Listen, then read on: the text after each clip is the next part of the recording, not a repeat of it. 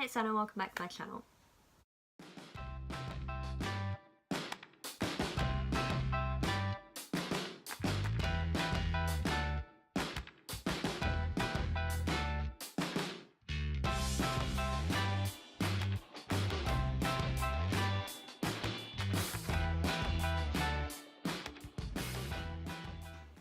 So, today I'm doing my hashtag Ramadan Readathon TBR.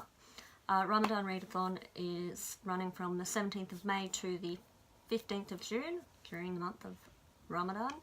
The idea is to read books by Muslim authors or books that have Muslim characters or Muslim themes. So, I'm going to give you a quick list. Most of these are described elsewhere, so I will put links to my other videos where I actually talk about them if you'd like to know more. Alright, so first up is The Jinn Falls in Love and Other Stories. It's edited by Mahvesh Murad and Jared Shurin. It's an anthology of short stories, so in like fantasy sort of genre, and all centering around jinn. I know one of the authors is Neil Gaiman, so that's a plus. I've got an Emma in the Ashes by Sabaa Tahir. It's a YA fantasy romance dystopia kind of thing. If I remember correctly, a girl's brother is taken because he was a rebel, and now she has to join the rebellion to get him back. That's a really, really short description, sorry. But I want to get through this like really quickly because there's so many. Next I have City of Brass by S.A. Chakraborty. It's a historical fiction, YA, maybe adult fantasy romance. The main character is basically a con woman and doesn't believe in magic, and then she accidentally summons a jinn warrior when she is busy conning someone. And then she ends up in the City of Brass, which is Dayevabad, and yeah, I think she ends up in the court and there's a whole lot of political intrigue and that kind of thing. Next up I have Alif the Unseen by G. Willow Wilson. It's a sci-fi fantasy. I've talked about it in one of my more recent hauls, but basically Alif is a hacker and he helps people with cyber security problems, and he finds a jinn book of 1,000 days or something like that, and magical stuff happens. I can't really remember, but it sounded awesome. I've got The Throne of the Crescent Moon by Saladin Ahmed.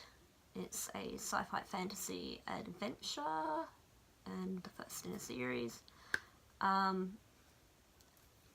talked about it in a haul and I can't actually remember much about it right now, so I'm just gonna leave it. Sorry. Then I have Written in the Stars by Aisha Saeed, which is a YA contemporary romance. So the main character's family have let her choose, you know, what she wants to study and all of that kind of stuff, what she wants to be when she grows up, but they want to choose her husband for her. But she's fallen in love with a boy that they don't approve of, so they whisk her away to the homeland, which I think is Pakistan, and, you know, to find their roots and stuff. And then she finds out that she is gonna get married, like, right now. And the only one who can save her is the boy back in America. Let's see if he can find her in time. Yeah.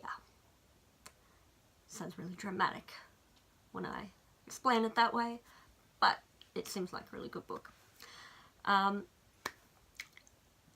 next book is a non-fiction autobiography / memoir thing. It's called Yasmin's Story by Yasmin Abdel Majid. I'm not actually sure how to pronounce that. Anyway, she's this... Hold on to your hats, people. She is I think she's got a degree in mechanical engineering or something. She works on an oil rig. She's totally badass, and she is a very outspoken advocate for Muslim rights and issues in Australia. So I was sort of interested to read more about her because, yeah, she's very vocal. I believe a month or so ago she was refused entry to the US on some ridiculous grounds. It was stupid. So I'd like to know more about it. I've also got a couple other non-fiction books up my sleeve. The Badass Librarians of Timbuktu by Joshua Ham, which is non-fiction history. So I can't remember the background of it, but basically there's a bunch of people and they have all of these really old, rare, important Islamic texts, and they're in danger of being destroyed, and they rescue them. And I'm all about rescuing books. Yeah!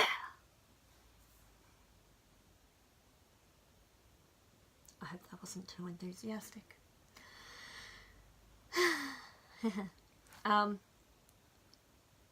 I've got another book called Excellent Daughters by Catherine, I'm going to say this wrong, Zopf. It's a non-fiction, feminist, political, history, religion thing. Basically, Catherine talks about a bunch of different women in like Saudi Arabia and Syria and a whole bunch of places like that, and the things they're doing to promote women's rights and whatnot.